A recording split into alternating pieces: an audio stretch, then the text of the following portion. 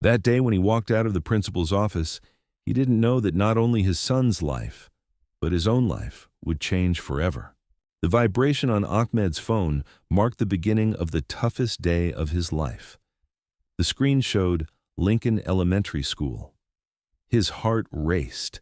It had been a long time since any good news came about his 8-year-old son, Omar. "Hello?" he said, trying to hide the worry in his voice. "Ahmed. This is Assistant Principal Sarah Miller. We need to talk about Omar. Are you available tomorrow morning at 9? "What happened? Is Omar okay?" "Let's not discuss this over the phone. We'll talk tomorrow." When the line went dead, Ahmed slowly placed his coffee cup on the desk. As an architect working at the firm, he was already tired of having to think about his son's struggles between projects. But what he didn't know yet was that what he would experience the next day was just the beginning. When he got home, Omar was sitting quietly in front of the television. That lost look in his eyes broke Ahmed's heart. "How was school today?" he asked, sitting down next to his son. "Fine," Omar said without taking his eyes off the screen. "How are your friends?" Omar's shoulders trembled. "They don't play with me, Dad." "Why not?" "I don't know. They say I'm different." Ahmed stroked his son's hair. When they came to America from Syria 15 years ago, he thought everything would be easier. In the land of the free, in a place with equal opportunities. This was exactly when everything changed. The next morning, Ahmed felt nauseous as he walked through the school gates. Among the cheerful voices of children running through the corridors, his own son's silence echoed in his ears. When he knocked on the principal's office door, there was a cold tone in the "come in" from inside. Principal Robert Johnson sat upright behind his desk. Assistant Principal Sarah Miller and teacher Ms. Jennifer Davis were beside him. "Sit down, Ahmed," the principal said while looking at files. "We have serious complaints about Omar." "What kind of complaints?" "He's fighting with other children, not following rules." Ahmed frowned. "Mr. Johnson, what you're describing isn't the child I know Omar to be. He never fights." But his teacher saw it with her own eyes. "Right, Ms. Davis?" The teacher lowered her head. "Omar can be aggressive." "Aggressive?" Ahmed's voice rose. This child wouldn't hurt an ant at home. But the truly shocking part was yet to come. Principal Robert Johnson closed the file and looked directly into Ahmed's eyes. "Ahmed, let's be frank. Maybe the problem is with you. With me. In families like yours, usually." "What do you mean by families like yours?" The silence in the room was heavy. Sarah Miller shifted uncomfortably. Miss Davis clasped her hands on the desk. Principal Robert Johnson leaned back in his chair. "Ahmed, what are you teaching your child at home? What values are you passing on?" "I don't understand." "What do you mean?" "Religious lessons, mosque, that kind of stuff. The kid gets confused. Don't miss this detail." Ahmed's breath caught. The moment he had feared for years had arrived. "Mr. Johnson, how are you connecting my religion to my child's school behavior?" "I'm not connecting anything. I'm just observing. This type what?" Ahmed stood up. "What type?" "Calm down, Ahmed." "Should I calm down?" "You're attacking my religion, my identity here, and I should calm down." Principal Robert Johnson also stood up. "I'm not attacking. I'm stating facts. What these kids hear at home, what they learn." "What do they learn? Honesty? Respect? Helping others? It's not like that." "You know it too. What you're seeing now is nothing." "What do I know, Mr. Johnson?" Ahmed's voice was trembling now. "Those terrible terrorist incidents, those violence reports, what kind of things form in children's minds? Then you come here and innocently say, 'My child doesn't fight.'" Everyone in the room held their breath. Ms. Davis lowered her head. Sarah Miller looked out the window. Ahmed's eyes filled with tears. Are you calling me a terrorist?" "I didn't say such a thing." "You did. You said it between the lines." "Ahmed, you're very sensitive about these matters." "Am I sensitive? Or are you racist?" This word split the room. Principal Robert Johnson's face turned red. This conversation ends here. Enroll Omar in another school. What? Our school isn't suitable for him. On what grounds? Adjustment problems. Does Omar have adjustment problems, or do you have tolerance problems? You won't believe this, but the principal stood up and opened the door. Ahmed, this conversation is over. Good day. Ahmed looked at the three people in the room. None of them could look him in the eye. Walking down the corridor, he passed by Omar's classroom. Looking through the window, he saw his son. He was sitting alone at the back of the class. While other children played in groups, Omar was drawing something with his pencil. At that moment, his phone rang. Ahmed's phone rang. He didn't recognize the calling number. Hello? Ahmed? This is Michael. I'm Tyler's dad, Omar's school friend. Yes? I have bad news for you. Something happened at school today. My Tyler's telling me. What did he say? Kid said very bad things to Omar. They're calling him terrorist kid and stuff. The teacher didn't stop it either. Ahmed's hand started trembling. What? Worse yet, the principal supported the kids. He said, they're right. His life would change when he answered that phone. As soon as Ahmed hung up the phone, he started running. His footsteps echoed through the school corridors as his breathing quickened. When he reached Omar's classroom, he quickly opened the door. Ms. Davis was teaching, and the children turned to him. Omar! He called out. His son raised his head. His eyes were red. It was obvious he had been crying. Ahmed, during class, the teacher began. Shut up, Ahmed shouted. All the children in the classroom fell silent. Omar, come here. Omar slowly got up. He gathered his things and came to his father. Ahmed looked at the children in the class. You're all very young. Adults are teaching you bad things, but I want you to know Omar could have been your best friend. Your loss. Ahmed, the teacher warned, you shut up too. You're just as guilty as they are. You haven't seen the biggest surprise yet. Walking down the corridor, Omar held his father's hand. Dad, am I bad? Ahmed knelt down and looked into his son's eyes. You're the best child in this world. The problem isn't with you. The problem is with them. Then why won't they talk to me? Because they don't know you. People are afraid of things they don't know. Am I scary? Ahmed hugged his son tightly. You're amazing, and I will protect you. As they left the school, the principal's office door opened. Robert Johnson came out. Ahmed, where are you going? We're getting away. Getting away from your racism. Look at you. Am I racist now? Ahmed stopped and turned. You're much worse. You're poisoning children. Go find yourself another school. I will, but your guilt won't disappear. As security guards approached, at home, Ahmed told his wife Layla everything. Layla sat at the kitchen table, crying. How could they say this? She whispered. How do they have the nerve? Because they know. They know we can't speak up. Why can't we? Because we're a minority. Because we're different. Because. Omar came out of his room. Dad, why am I different? Ahmed and Layla looked at each other. How would they answer this question? Come here, son, Ahmed said. He took Omar in his arms. You're not different. You're special. What does special mean? It means God created you with different talents. You draw very well. You sing beautifully. You're very compassionate. Then why don't these kids like me? Layla intervened. Because they've been taught wrong things. But you know the right things. What right things? That even though people have different colors, religions, and languages, we're all brothers and sisters. But the most shocking thing was yet to come.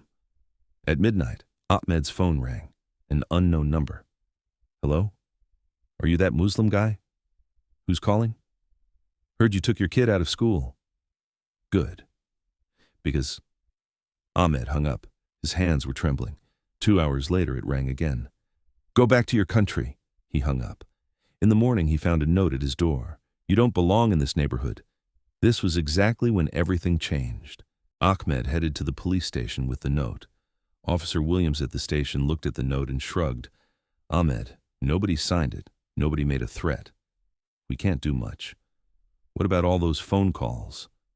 Are the numbers blocked? Yes. Then we can't prove it. Won't you protect me? We're doing what we can, but what? The police officer shuffled through papers on his desk. Ahmed, in these types of incidents. What do you mean by these types of incidents? I mean, in your situation. Because I'm Muslim. I didn't say that. Then what did you say? Nothing. I didn't say anything. As Ahmed left the police station, he realized how alone he was in everything. The state, neighbors, schools. No one was on his side. Wait a minute. Don't miss this detail. On his way home, he stopped by Uncle Hassan's grocery store in the neighborhood. Ahmed, my boy, how are you? I'm not well, Uncle. I heard there was a problem at school. Yes, just because we're Muslim. Uncle Hassan looked around and lowered his voice. Son, not everyone in this city is like this. I've been here for 20 years. There are good people too. Where? Why aren't they visible? Because they're silent, but they exist. What good does silent support do me? Be patient. God gives patience to those who want to be patient. What you're seeing now is nothing. 3 days later, Ahmed's door was knocked. When he opened it, there was a child about 8 to 9 years old standing there. Hi, the child said. I'm Tyler, Omar's classmate. Tyler? Your dad called? Yes, I want to talk to Omar. Ahmed was surprised. Why? Because he's my friend, and I'm sorry they treated him badly. Omar came running. Tyler! The two children hugged each other. Tyler's father, Michael, also came. Ahmed, I need to talk to you. Please. This incident isn't just against you. It's against all different people living in this city. If we stay silent, it will grow even bigger. What are you thinking of doing? I talked to other parents. We're going to make a collective application to the school. We'll demand the principal be changed. How many parents? 47 people so far. Ahmed couldn't believe his eyes. Really? Really? And I arranged a meeting with the mayor. You'll tell your story. You won't believe this, but that night, Ahmed slept peacefully for the first time in a long while. Understanding that he wasn't alone had lightened the weight in his chest. The next morning, he woke up to a phone call. Ahmed. I'm journalist Brian. We want to make your experiences into news. Which newspaper? Local Gazette, but your issue is important. It might make it to national press, too. I just want my son's rights. Of course. We support justice, too. You haven't seen the biggest surprise yet.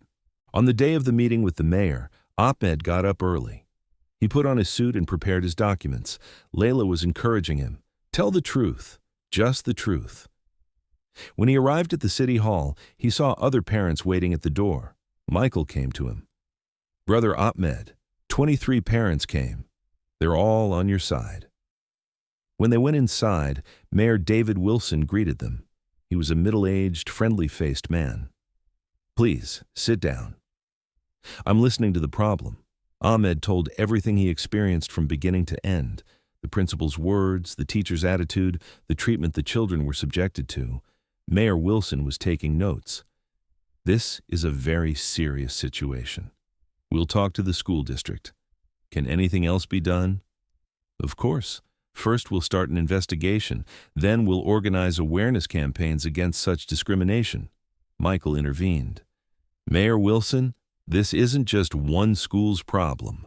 It's a social problem. You're right. That's why we'll work comprehensively. This was exactly when everything changed. Coming out of the meeting, journalists were waiting in front of the city hall. Mayor Wilson made a statement. No citizen in this city can be subjected to religious, linguistic, or racial discrimination. We will take necessary measures. Ahmed turned to the journalists, holding out microphones. I just spoke up against injustice. All the parents stood by me too. This is hopeful. So what will happen next? We want a safer educational environment for my son, for all children. But the most shocking thing was yet to come. 2 days later, as Ahmed was returning home from work, he passed by Omar's school. There was a large banner on the building wall.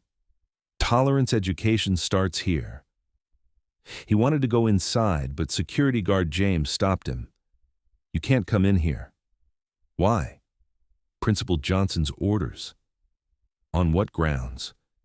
You're persona non grata. Ahmed was surprised. Persona non grata. You're disrupting school order. Am I disrupting order, or is racism disrupting order? I don't know. I just follow orders. Wait a minute, don't miss this detail. When he got home, Michael was waiting at the door. His face was worried. Ahmed, bad news. What happened? Principal Johnson filed a complaint against you.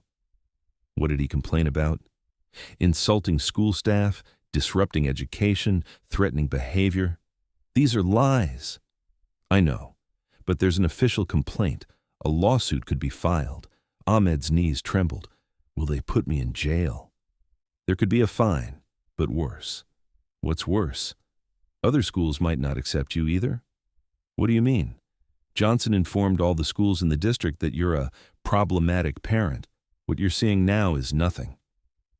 That night, Ahmed had a long talk with Layla. We're losing this war, he said. No, we've barely started. How will we enroll Omar in school? We can move to another city. Is running away a solution? No, but Omar's future is more important. What about the children who come after? Will they run away too? Layla fell silent. She didn't know the answer to this question. You won't believe this, but the next morning, Ahmed's door was knocked. When he opened it, an elderly lady was standing there. I'm retired teacher Dorothy, she said. I taught for 30 years. I read your story in the newspaper. Please come in, ma'am. I want to help you. How can you help? I know Principal Johnson. That man has been displaying such behavior for 10 years, but nobody has the courage to complain. Why didn't you complain? Because I was part of the system. Now I'm retired. I can speak. Dorothy took files out of her bag. These are examples of Robert Johnson's past years. What he did to Hispanic children, his treatment of black families. Ahmed looked at the files. Dozens of complaints, reports, records. Where were these documents kept?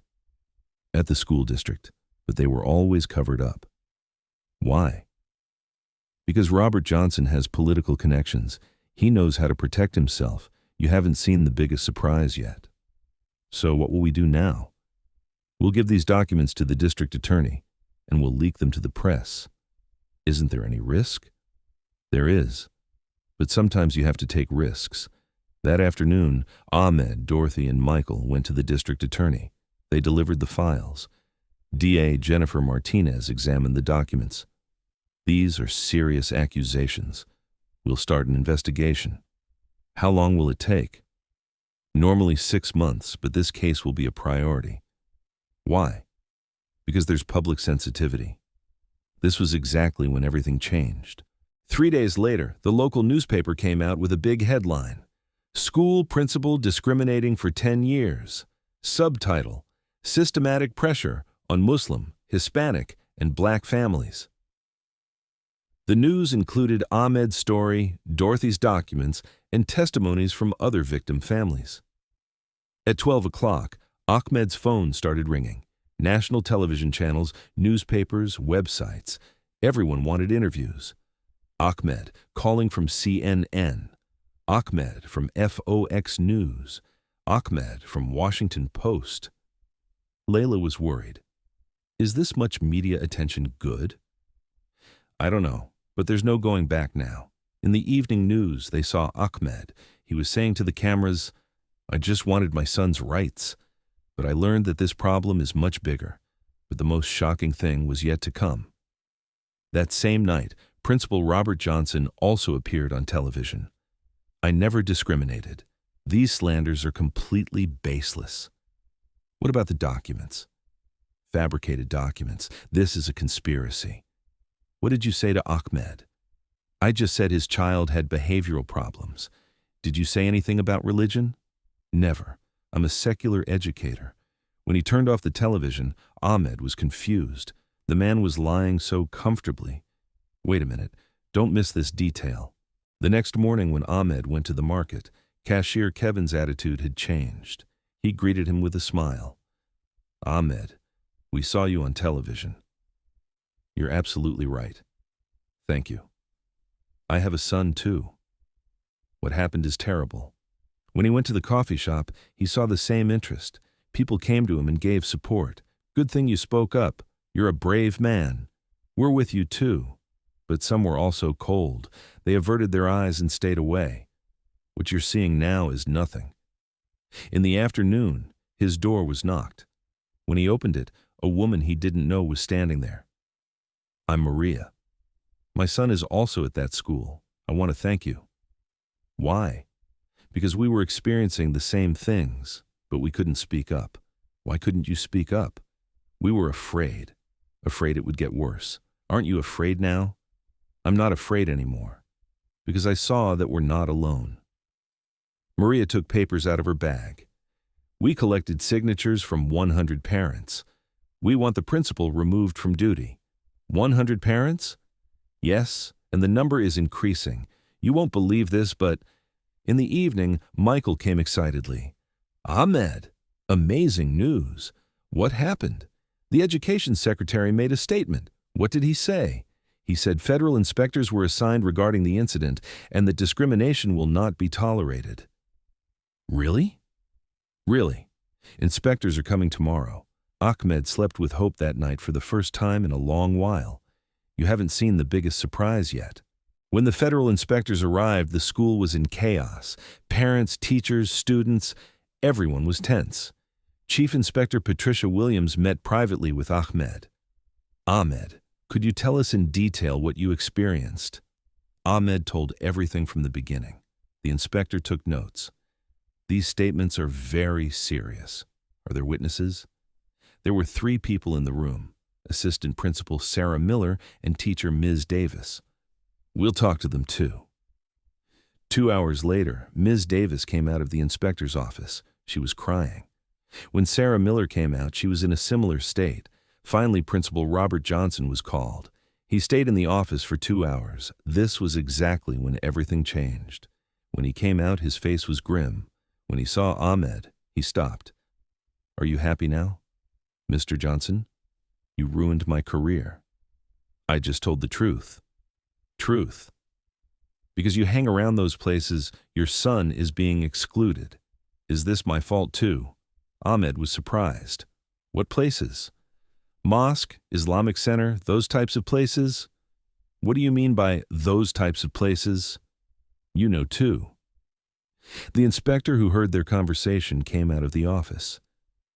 Mr. Johnson, what you just said will also go on official record.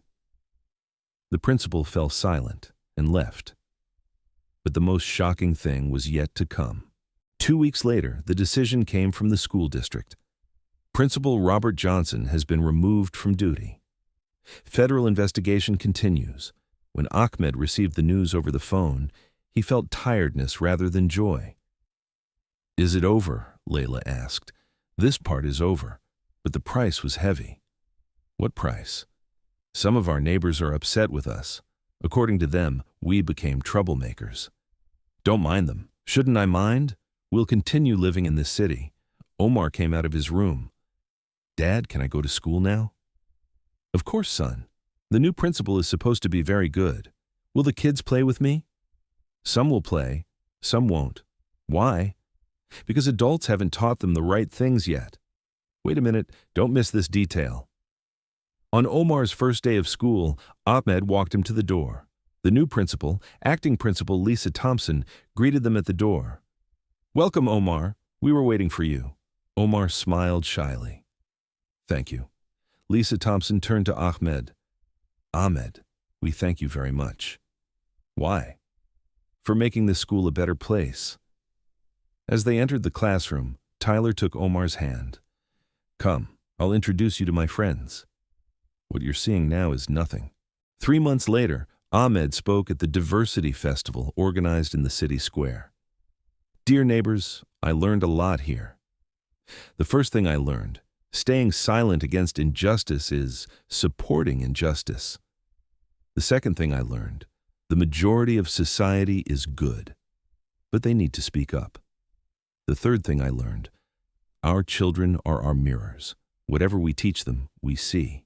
He continued amid applause. I am Muslim, but first I am human. You are Christians, Jews, atheists. but we all live in the same city. If we want our children's future, we must teach them love, not hate." After the speech, many people came to him. They shook his hand and thanked him. But the most valuable thing was what Omar said when he came home that day. "Dad, today a kid named Alex came to class. I helped him, because he was alone too. You won't believe this, but 6 months later, Ahmed went to the old school. He ran into Miss Davis at the door. "Ahmed," the teacher said, "I want to tell you something." "Please." "I should have apologized that day, but I couldn't speak up because of fear." "Are you speaking up now?" "I am. And I'm teaching my students that differences are beautiful. This makes me happy." "How is Omar?" "Very good. He's both successful and popular at the new school." "I'm glad. They didn't deserve it." "Who?" "The bad treatment." As Ms. Davis walked away, Ahmed thought, "People can change. There's always hope. You haven't seen the biggest surprise yet." 1 year later, Principal Robert Johnson was banned from the education system by federal court decision. He was also ordered to pay compensation for civil rights violations. But what really changed was the spirit of the city. Schools launched the Unity and Diversity Project. The municipality organized anti-discrimination campaigns. Parents established a tolerance committee. Most importantly, children started playing with each other. This was exactly when everything changed. Omar's best friend became Jackson, who used to call him different. Ahmed got a promotion at work because his managers saw that he had courage. Layla established a Mothers United group in the neighborhood. Women from all backgrounds participate, and every evening, Ahmed tells Omar, "You came to this world to add beauty to it. Never forget." Today you watch this story. Tomorrow, when you encounter a similar situation, what will you do? Will you stay silent? Or will you speak up? Because remember, those who don't speak up against injustice support injustice. And you, which side do you want to be on? This story is inspired by real events and was written to draw attention to discrimination in the education system.